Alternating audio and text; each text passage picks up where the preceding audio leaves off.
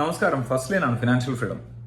കഴിഞ്ഞ ദിവസം സെബിയുടെ ഒരു സർക്കുലർ വന്നിരുന്നു ഡിജിറ്റൽ ഗോൾഡിനെ കുറിച്ച്. ഡിജിറ്റൽ ഗോൾഡിൽ ഇൻവെസ്റ്റ് ചെയ്യുന്നത് റിസ്ക് ആണ് എന്ന് പറഞ്ഞുള്ള സർക്കുലർ ആയിരുന്നു. അത് കണ്ടപ്പോൾ കുറേ അധികം പേര് നമ്മുടെ വാട്സപ്പ് ഗ്രൂപ്പിൽ വന്ന് സംശയം ചോദിക്കുകയും നേരിട്ട് പേഴ്സണൽ മെസ്സേജ് അയച്ച് സംശയം ചോദിക്കുകയൊക്കെ ചെയ്തു. അപ്പോൾ ഞങ്ങൾ ഇൻവെസ്റ്റ് ചെയ്തിരിക്കുന്നതൊക്കെ പ്രശ്നമാണോ എന്നുള്ളത്. പക്ഷേ നമ്മളെപ്പോഴും സംസാരിക്കുന്നത് ഡിജിറ്റൽ ഗോൾഡിനെ കുറിച്ചല്ല, ഗോൾഡ് ETF-കളെ കുറിച്ചാണ്. എക്സ്ചേഞ്ച് ട്രേഡഡ് ഫണ്ടിന് അങ്ങനെ ഒരു പ്രശ്നമില്ല. അത് ഇൻവെസ്റ്റ് ചെയ്യണതിൽ സേഫ് ആണ് എന്ന് തന്നെ SEBI പറഞ്ഞിട്ടുണ്ട്.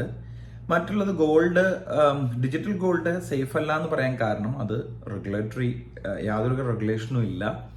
മാത്രമല്ല അതിൽ കൃത്യമായിട്ട് മോണിറ്റർ ചെയ്യാനോ ഓഡിറ്റ് ചെയ്യാനോ പറ്റുന്ന ഒരു സാഹചര്യമില്ല.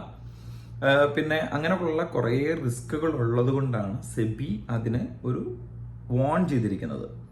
അതിൻ്റെ അർത്ഥം ETF-കൾ സെക്യൂർഡ് ആണ് എന്നുള്ളതാണ്. ETF-കൾ കൃത്യമായിട്ട് SEBI റെഗുലേറ്റ് ചെയ്യുകയും SEBI കറക്റ്റായിട്ട് മോണിറ്റർ ചെയ്യുകയും ഒക്കെ ചെയ്യുന്നുണ്ട്.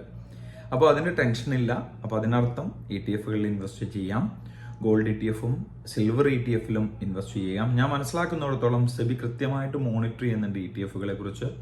അതുകൊണ്ട് തന്നെ EGR-ഉം പ്രശ്നമില്ല എന്ന് SEBI പ്രത്യേകം പറഞ്ഞിട്ടുണ്ട്. അപ്പോൾ ഇൻവെസ്റ്റ് ചെയ്തുകൊണ്ടേയിരിക്കുക, ടെൻഷനില്ലാതെ. ഓക്കെ.